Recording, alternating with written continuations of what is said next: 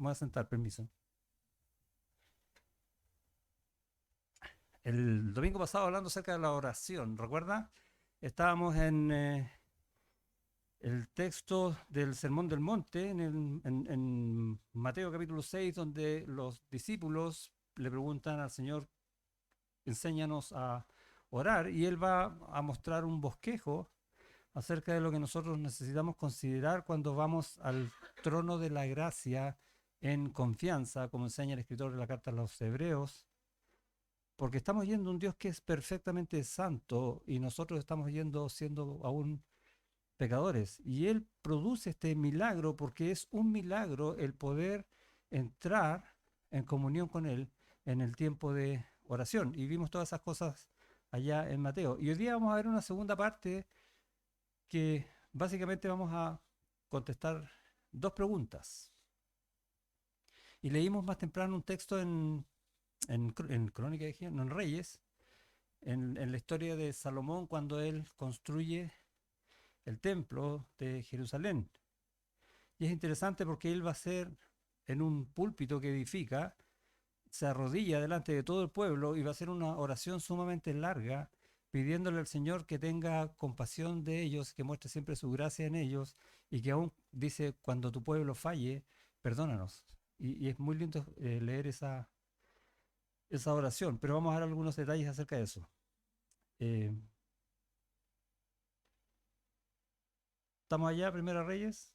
Ahora, no va a ser el texto base donde nos vamos a mover, pero sí me interesaría que veamos un versículo en especial, que es leímos desde el 27,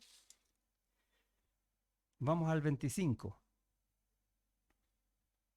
Dice, ahora pues, Jehová Dios de Israel, cumple a tu siervo David, mi padre, lo que prometiste diciendo, no te faltará varón delante de mí que se siente en el trono de Israel con tal que tus hijos guarden mi camino y anden delante de mí como tú has andado delante de mí.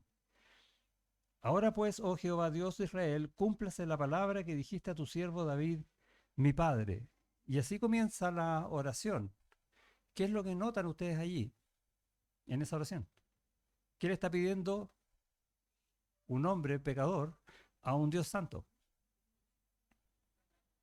Que cumpla lo que Dios dijo, que Dios cumpla su voluntad. Y eso va a marcar todas nuestras oraciones. Eso es lo que vamos a aprender, Dios quiera, hoy. Dios creó al hombre para establecer una relación con Él, y es una relación de amor con Él. Y vemos en los primeros capítulos de la Biblia eso, hasta el capítulo 3 de Génesis. Ahí todo se echó a perder por causa del pecado. Y entonces Dios envió a su Hijo para restablecer esa relación con el hombre, esa relación de amor con Él. Y mediante Cristo ahora podemos conocer a Dios, ¿o no? Es así. Entonces uno dice, ¿por qué Cristo si no aparece en tal o cual pasaje? No, porque Cristo cambió nuestro corazón y ahora espiritualmente podemos saber las verdades que de otra manera están ocultas a nuestros ojos, no queremos verlas. Ahora sí, Dios en Cristo nos abrió los ojos, abrió nuestro corazón para anhelar todas las cosas que son de Él y en particular restablecer esta relación de amor con Él. Podemos ir confiadamente al Padre, entrar al trono de la gracia para hallar oportuno socorro siempre. Y ese es un privilegio enorme y como les dije, no sé cómo explicar que un Dios tan santo pueda aceptar la petición de un hijo tan pecador, pero lo hace. Y es tan fuerte esa condición que si uno lo piensa cuando yo dejo de orar porque me da flojera, te das cuenta de lo que estoy votando, ¿no? Y muchas veces nosotros no oramos considerando la oración como algo adicional a la vida del creyente. Y no lo es. La oración es la vida del creyente. Es donde está la relación del padre con sus hijos. Y preguntamos, ¿Dios me oye? Él anhela todo el tiempo escuchar tu corazón.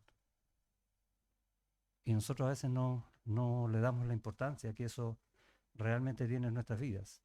Podemos conocer la voluntad de Dios, ¿sí? ¿Alguien conoce cómo es la voluntad de Dios o no? Podemos conocer cosas de Dios, qué cosas piensa, qué cosas quiere, pero nada de eso me sirve si yo realmente no vivo una vida de comunión con Él. Va a ser un mero conocimiento, ¿sí? Dios odia el pecado. ¿Dice eso la voluntad de Dios? Sí. ¿Y yo que estoy haciendo? Pecando, no tengo comunión con Él. No me sirve el conocimiento. A no ser que vuelva a tener una relación de oración. Y entonces me doy cuenta el peso que realmente tiene ese pecado, por ejemplo. Y la oración no es algo que sea natural a nosotros, ¿cierto o no? No, ¿cierto? Hoy me levanté con unas ganas de orar hoy día, todo el día, ¿no? ¿No les pasa? No, no puedo dormirme mientras no haya orado, tampoco. No es natural en nosotros, nuestra naturaleza caída por causa del pecado nos juega en contra. Por ejemplo, nos da flojera. O si estamos desanimados, mejor voy a orar mañana, cuando esté animado. Y yo voy tomando en mi naturaleza caída las decisiones que van en contra justamente de lo que el Señor ha puesto a hacer en nosotros. Pero tenemos consuelo. Dios conoce tu necesidad, ¿o no? Aun cuando no hayas abierto tu boca, Él sabe todo.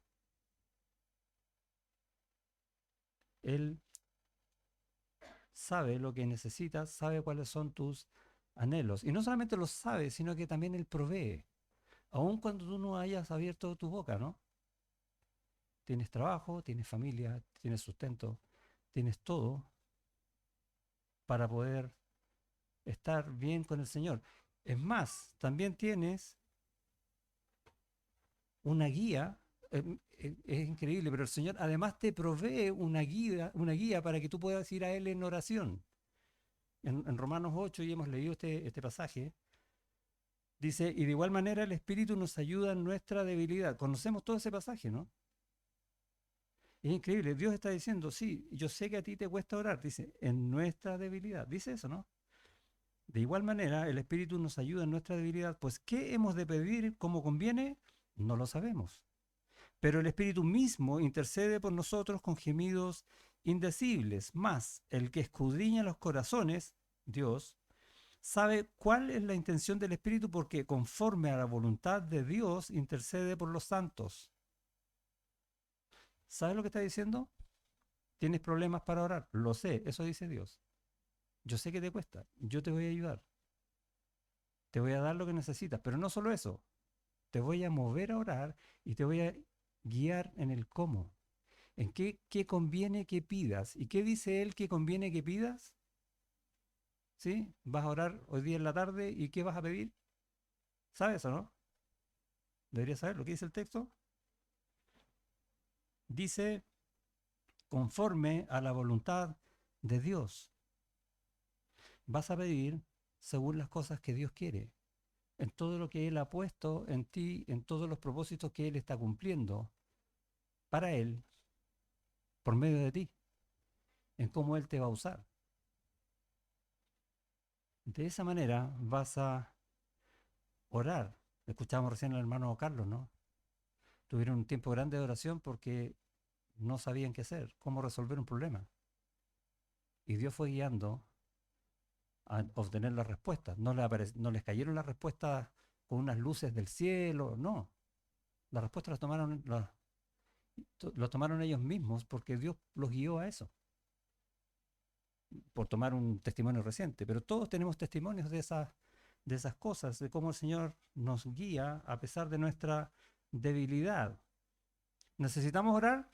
Obvio, necesitamos orar siempre.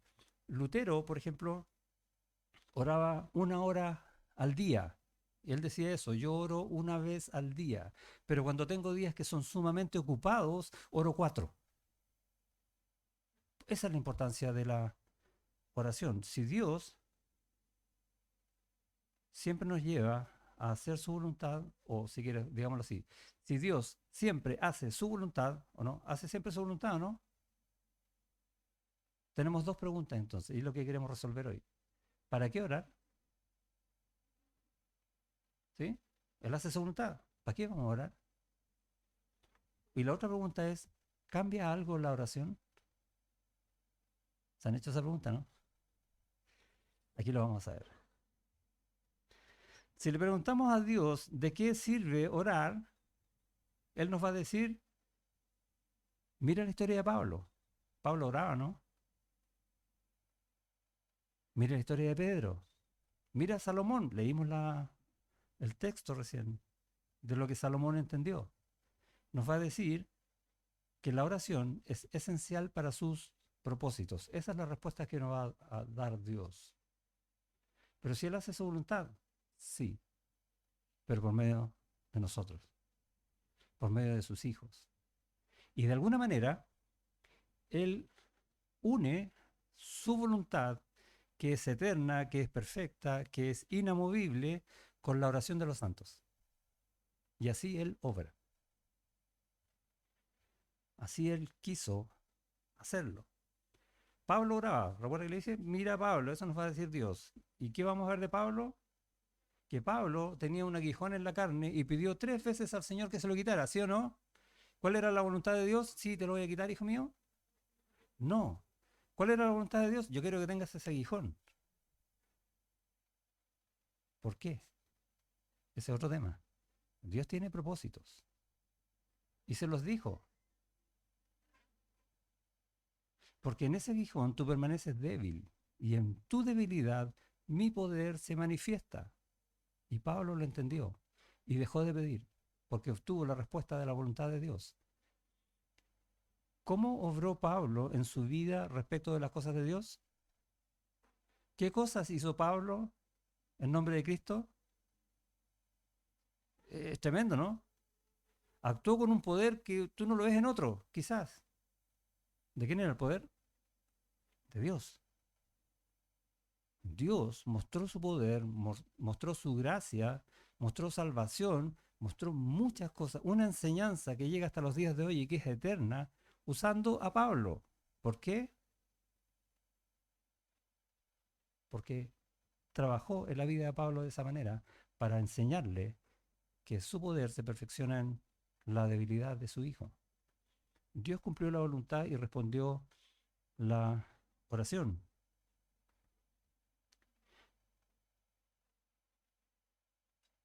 Tengo otro ejemplo. Jesucristo. Oraba Jesucristo, ¿no? ¿De qué oraciones de Jesucristo se acuerdan? Hay una que va al final de la historia en Getsemaní. Y él rogó al Señor que pasara de él la copa del juicio, si es que era voluntad del Padre. Y tuvo la respuesta, ¿no? ¿Pasó de él la copa, no? No. ¿Y cómo fue él al sacrificio? Con gozo. Lea la carta a los Hebreos. Con el gozo puesto por delante, sufrió el oprobio. ¡Wow! ¿Dios respondió a esa oración?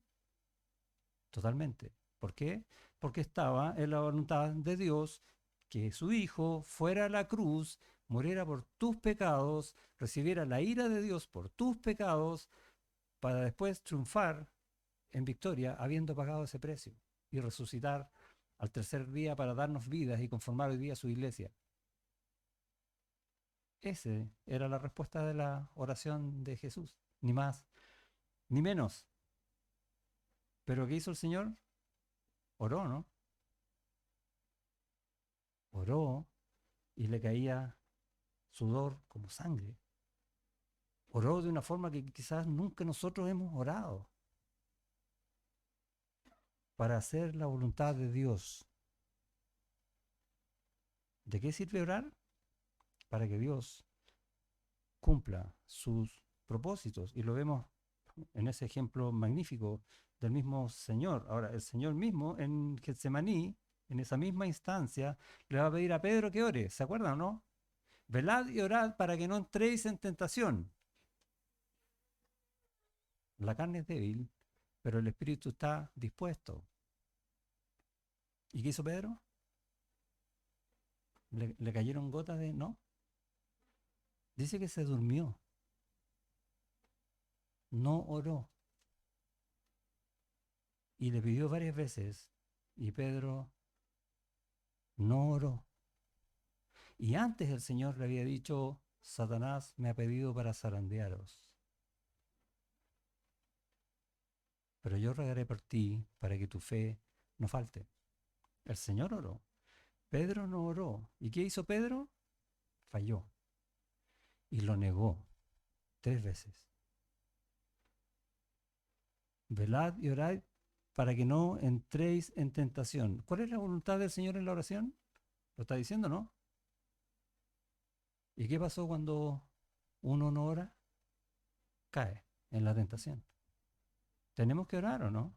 ¿Te das cuenta cómo la Biblia enseña pasajes acerca de la oración? Pedro negó al Señor 3 veces. ¿Te das cuenta lo que significa negar a Cristo 3 veces? ¿Tú negarías al Señor media vez? Tú dices, no, que jamás, ¿no? Menos 3 veces. Pero yo te aseguro que con tus hechos has negado al Señor más veces que Pedro. ¿Has orado por eso?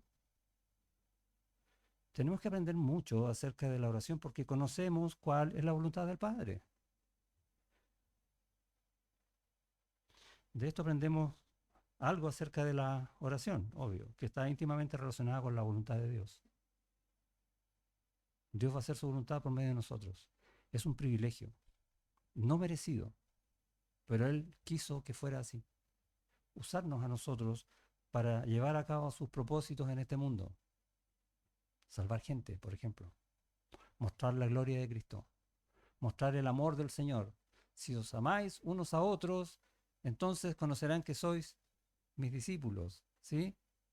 O sea, que somos del Señor que ama totalmente. ¿Por qué? Porque nosotros estamos mostrando amor. Es que me cuesta. Bueno, ora para que la voluntad de Dios se cumpla. Dios juntó las dos cosas. No creas que funcionan aparte.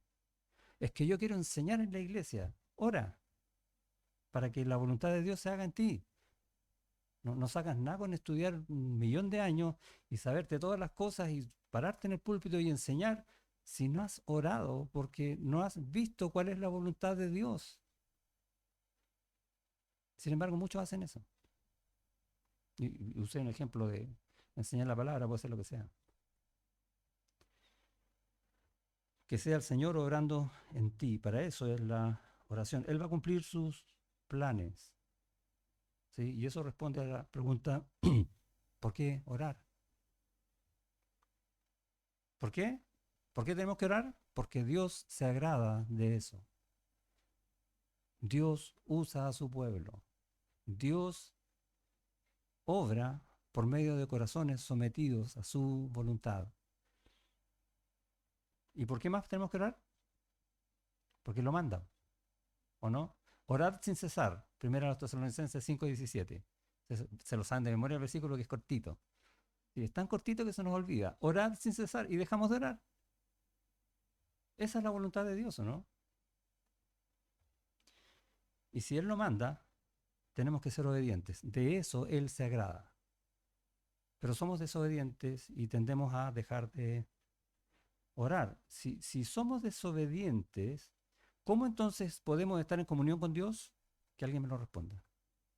¿Podemos, no? No. O sea, si quieres estar en comunión con Dios, tienes que, en obediencia, orar. Ahí tienes una receta para cada uno de tus días. Si se te fue un día a orar, no estás cumpliendo la voluntad del Señor.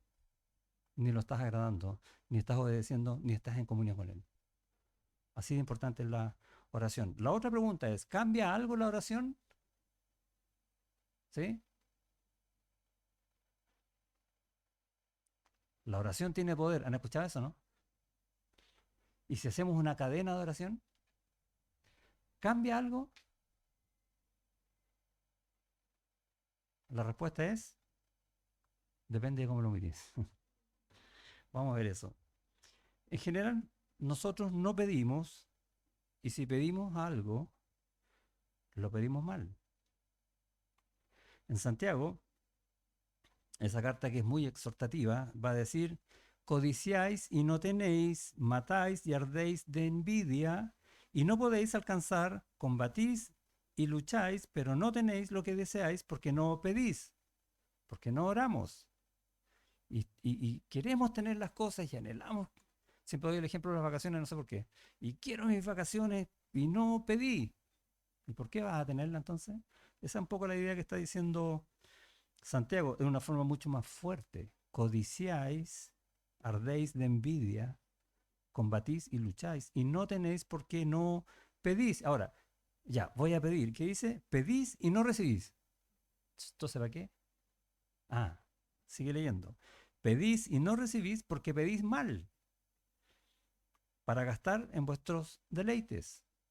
O sea, cuando se nos ocurre orar, oramos en nuestra voluntad. Señor, quiero que me sanes.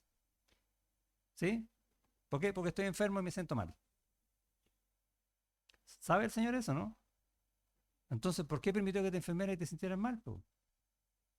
Por algo. Tal vez debiera orar otra cosa, ¿no? Señor, si es tu voluntad que me sane, sáneme.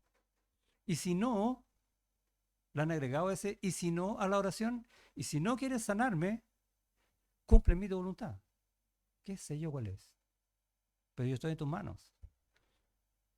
¿Se dan cuenta cómo cambia la oración de decir, Señor, sáname porque me siento mal, a decir finalmente, Señor, yo estoy en tus manos, haz de mí lo que quieras?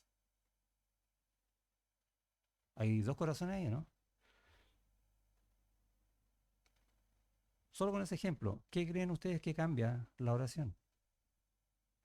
¿La enfermedad? No, mi corazón. Dios no cambia. Dios va a hacer su plan, Dios va a hacer su voluntad. Y por más que ore para que Dios haga lo contrario, eso no va a cambiar. La oración no cambia lo que Dios va a hacer. La oración me va a cambiar a mí. Por lo tanto, si la oración tiene poder para cambiarme a mí. La oración es eficaz. Eso significa la oración tiene poder. Es eficaz. Cumple su propósito, que es cambiar el corazón de un creyente que necesita ser cambiado para hacer la voluntad de Dios. ¿Se imaginan a Jesús reclamándole al Padre que no va a la cruz?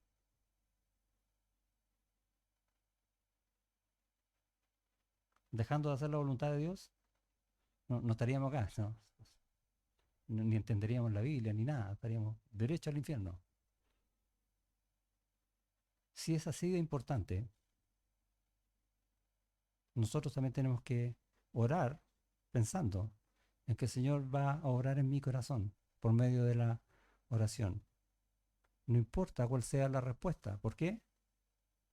Si me responde que sí, es la voluntad de Dios, ¿sí o no? Que es buena, agradable y perfecta. Ahora, si me responde que no, es la voluntad de Dios que sigue siendo buena, agradable y perfecta. No ha cambiado. Lo que cambia es mi corazón, que yo puedo estar contento con una respuesta o enojado con otra respuesta. No es Dios, soy yo el problema. Tenemos que aprender a ir a orar, por decirlo de alguna manera. Tenemos que aprender a orar, pero ¿con qué corazón estamos yendo a la oración? Y aquí viene el ejemplo de Salomón. Salomón dijo allá en el primer libro de Reyes, ahora pues, oh Jehová, Dios de Israel, cúmplase tu palabra. Es increíble. Cúmplase tu palabra. Eso él rogó, que dijiste a tu siervo David, mi padre. Puede haber tenido, no sé, un montón de cosas en el corazón de Salomón, pero la petición correcta fue la que él hizo. Cúmplase tu palabra. Que tu voluntad se haga así en el cielo, en la tierra. ¿O no? Es lo mismo. Y como le expliqué el domingo pasado, no es que Dios vaya o no vaya a hacer su voluntad. No lo estamos autorizando a eso. Estamos diciendo que conforme nuestro corazón para que su voluntad se haga y nosotros estemos en la misma sintonía. Que querramos hacer su voluntad y nada más que su voluntad. Obra de esa manera por medio de mi oración. Es lo que está pasando ahí. Y Dios, en todo este pasaje de Salomón, después de la noche se acerca a Salomón y le empieza a hablar de lo que él va a hacer respecto de la oración que él hizo, su voluntad, empieza a hablarle de su voluntad. Y hay un pasaje muy conocido que dice, si se humillare mi pueblo, lo conocen, ¿no? Sobre el cual mi nombre es invocado, y oraren, prepararon ese verbo, ¿no? Si se humillare mi pueblo sobre el cual mi nombre es invocado, y oraren, y buscaren mi rostro, y se convirtieren de sus malos caminos, entonces yo oiré desde los cielos y perdonaré sus pecados y sanaré su tierra. Va a ser su voluntad. Y la forma en que él hace su voluntad es maravillosa, es tremenda. Muy buena oración de Salomón, linda enseñanza para nosotros ahora. Señor, cumple tu palabra en mí, cumple tu propósito en mí. Salmo 138.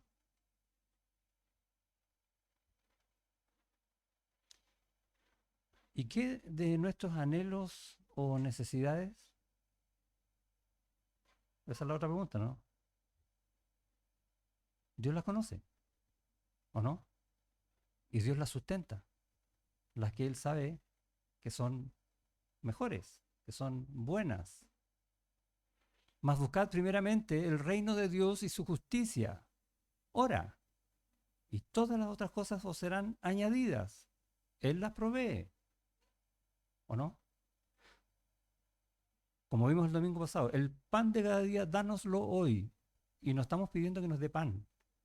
Estamos orando, reconociendo que todo lo que nosotros tenemos viene de Él.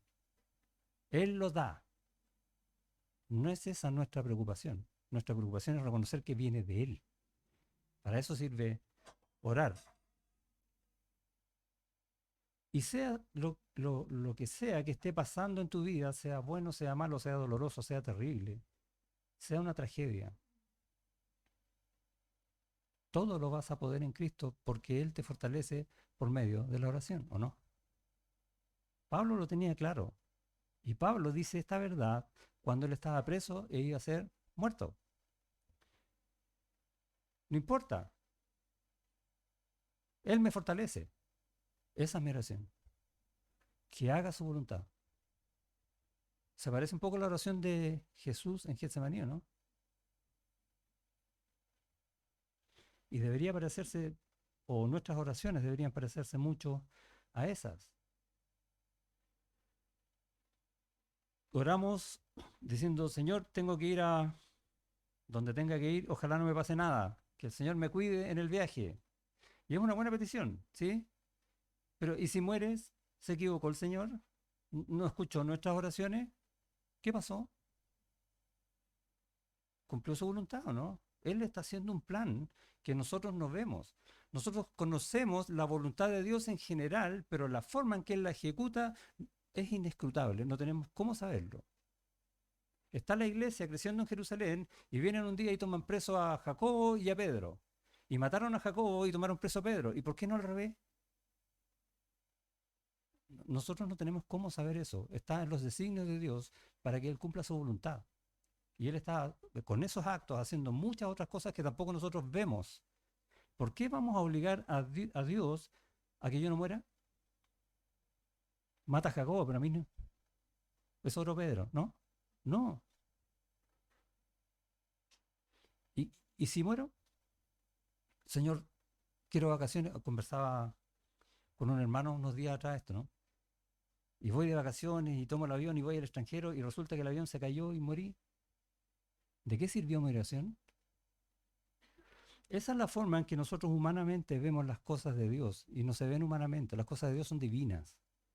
Y si yo morí en ese accidente por el cual oré para tener unas lindas vacaciones, es porque Dios me quiere en su reino para algo. Gracias, Señor.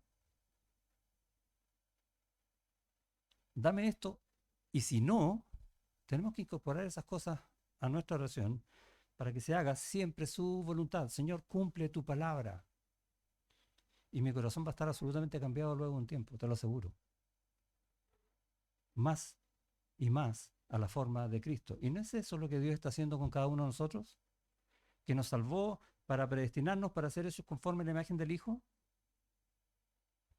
Esa es nuestra vida, no es otra. Entonces, ¿por qué voy a orar en contra? Hay pasajes en la Biblia que me llaman a duda después de, o sea, para saber si en realidad son los planes de Dios, cómo está actuando Dios, por qué hizo esto. Dios cumple sus planes y sus promesas por medio de la oración para que veamos justamente lo que está haciendo. Y esa es la parte que nos cuesta ver. Por ejemplo, Santiago dice, hermanos míos, tengáis por sumo gozo cuando os halléis en diversas pruebas, ¿cierto? Nos encanta ese versículo. ¿Por qué? Porque dice que nos van a meter en un montón de pruebas. Amén, Señor, yo quiero eso, ¿sí? ¿Por qué? Porque el resultado de las pruebas produce paciencia, más tenga la paciencia su obra completa. Está trabajando en nuestro carácter mediante las pruebas. Señor, mándame pruebas. Buena oración. Pero no sé cómo responder a la prueba. ¿Y qué dice después? Bueno, pide sabiduría. El mismo texto dice abajo, pide sabiduría y Él la os dará abundantemente y sin reproche. Ahí está escrita la voluntad de Dios para cuando tú pidas sabiduría, pero pídela con fe. También dice eso. No dudando, porque el que duda es como una ola movida por el viento y no crea que quien tal hace va a recibir de Dios cosa alguna. Pide las cosas que Dios quiere y te vas a dar cuenta y vas a empezar a aprender qué es realmente lo que Él quiere y por qué está pasando lo que está pasando. Mira ese texto. Pruebas, enfermedades, pérdidas, lo que sea. Pruebas. Dios algo te va a mover ahí. ¿Para qué? Para enseñarte paciencia, para que apeles por sabiduría, para aprender qué es lo que el Señor está haciendo contigo y en qué te va a usar con eso. Para ser de consuelo para otros, por ejemplo. Y tantas cosas.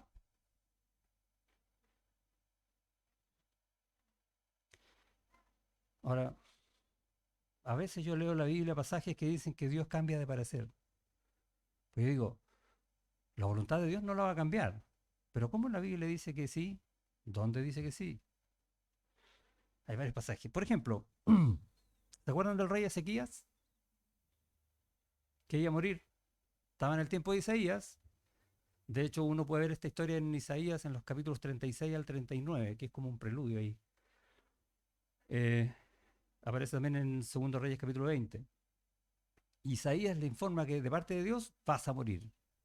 ¿Y qué dice el rey? No quiero morir. Y empieza a orar hasta con llanto delante de Dios. Y era un rey muy piadoso que agradaba a Dios con su espiritualidad. Y Dios le dice a Isaías, anda a decirle a Ezequías que va a vivir 15 años más. Bueno, ¿qué pasó? No le dijo Dios que iba a morir, ahora le dice que no va a morir. ¿Cómo respondo eso? Si me centro en un texto y no veo el contexto, me pierdo. ¿Qué estaba pasando ahí? Ya el reino de Israel, el reino del norte, había sido invadido por eh, los asirios. Los asirios querían atacar Judá cuando ocurre esto. Entonces tenía el rey de Asiria en contra y va a morir y dice yo no quiero morir. Todo está pasando ahí. ¿Por qué tenía el rey de Asiria ahí? Porque todo Israel había pecado y estaba recibiendo el juicio de Dios. Por eso. Y estamos en una situación de juicio. ¿Y qué va a pasar ahí? Que Dios le va a conceder algunos años más a su siervo, porque él apelaba al Señor en oración, porque él quería hacer la voluntad de Dios, pero en la parte política de Ezequías, y lean el texto, hizo todo mal. Invitó a los babilonios, que en ese tiempo eran nadie, para que vieran todas las riquezas del templo. Craso horror. Y en sus hijos vemos después, unos años más, cómo Judá también cae por el juicio que Dios estaba estableciendo desde hace mucho antes. Todo el libro de Isaías. ¿Dios cambió su voluntad? No. Dios bendijo a ese siervo con un poco de tiempo, pero al morir, le dijo, que la cosa iba mal. Y él lo sabía. O sea, no va a ser en este tiempo, va a ser unos años más, pero va a ser igual. Dios no cambió su voluntad, para nada. En Jonás hay un versículo, ¿se acuerdan de Jonás o no? ¿No le hizo caso a la palabra de Dios? Profeta que va tan contento allá a Nínive a evangelizar, no quería por nada. Y en el capítulo 3, versículo 10, va a decir, y vio Dios lo que hicieron, que se convirtieron, ¿cierto? Que se convirtieron de su mal camino y se arrepintió del mal que había dicho que les haría y no lo hizo. ¿Cambió de parecer Dios? Y hay una palabrita roja ahí, ¿se ve o no? Ya, eso está en hebreo, es un verbo que es nahar, que significa confortarse, tener consuelo. Y en el fondo está, si lo traducimos, va a decir, y se confortó Dios, halló consuelo de toda la obra que él estaba haciendo, por lo tanto, no hizo el mal con que los había amenazado. ¿Se entiende la idea, no? ¿Cuál era la voluntad de Dios? Que el pueblo se convirtiera. ¿Se convirtió el pueblo? Sí. ¿Cumplió Dios su voluntad? Absolutamente. Ahora, el texto está escrito de tal manera que nosotros podamos entender el corazón de Dios que de otra manera no podemos. Dios no se arrepiente, porque Dios no hace nada malo. Y el rey de Nínive dice esta palabra. Le dice al pueblo que se conviertan a este Dios. Y cuando Dios ve eso, su corazón se alegra. Esa es la idea. Y no cumplió la amenaza. ¿Sabía él que se iban a convertir? Sí. Pero te das cuenta cómo él trabaja su voluntad con la oración de los siervos. Y hay un montón de textos que hablan de lo mismo. Dios siempre va a hacer su voluntad. No nos engañemos porque interpretamos mal algún pasaje. De hecho, cuando Dios te salvó a ti, Dios cumplió su voluntad, ¿sí o no? ¿Quién cambió, Dios o tú? Yo, ¿cierto? ¿Cambia algo la oración? Mi corazón. Y lo cambia de una manera tremenda. De la tierra al cielo. De muerte a vida. De no entender a entender. De ser rebelde a ser obediente. De ser soberbio a ser humilde. La oración cambia tu corazón. No el plan de Dios. La oración es eficaz porque cambia tu corazón. ¿Entiendes ahora qué significa que la oración tiene poder? Y bueno, y lo mismo que dije, ¿y las cadenas de oración sirven de algo? No, de nada. Ni siquiera son bíblicas.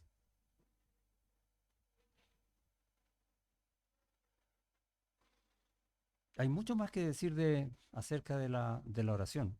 Hay muchos pasajes que hablan cosas muy interesantes, pero en el grueso están todas enfocadas en esto mismo, que Dios es fiel y Él va a cumplir su plan. Gracias a Dios por eso. Pero que en ese plan nos tiene a nosotros en oración, trabajando juntos la obra de Dios, los propósitos de Dios. Tenemos respuestas entonces al ¿para qué orar? ¿Cambia algo la oración? ¿Necesitamos orar? ¿Cierto que sí? Absolutamente. Para que el Señor haga su voluntad por medio de siervos inútiles, como nosotros, se glorifique y permita que su gloria sea mostrada en este mundo por medio de nosotros, su iglesia. Necesitamos orar. Amén. Gracias, Señor, te damos por tu bondad, por tu palabra, por estos ejemplos que muestras a través de tu propia revelación de tantos siervos que entendieron estas verdades antes que nosotros, Señor, como Salomón que dijo que se cumpla tu palabra. Como estos amigos de Daniel que dijeron, Dios lo va a hacer, y si no, seguimos confiando en Dios, en lo que Él haga. Ayúdanos a entender esto en nuestras vidas, Señor. Ayúdanos a ser hijos tuyos de oración. Que la oración marque nuestras vidas por sobre cualquier otra cosa, en todo tiempo, en todo lugar. Una oración sabiendo que tú oyes, porque tú estás cumpliendo algo en nosotros por medio de esa oración para tu gloria, y también cambiando nuestras vidas, nuestros caracteres, nuestra forma de hacer las cosas, nuestras formas de pensar las cosas, para hacernos más como Cristo para tu gloria. Gracias te damos por eso, Señor. Ora en nosotros, te rogamos en el nombre de Jesús. Amén.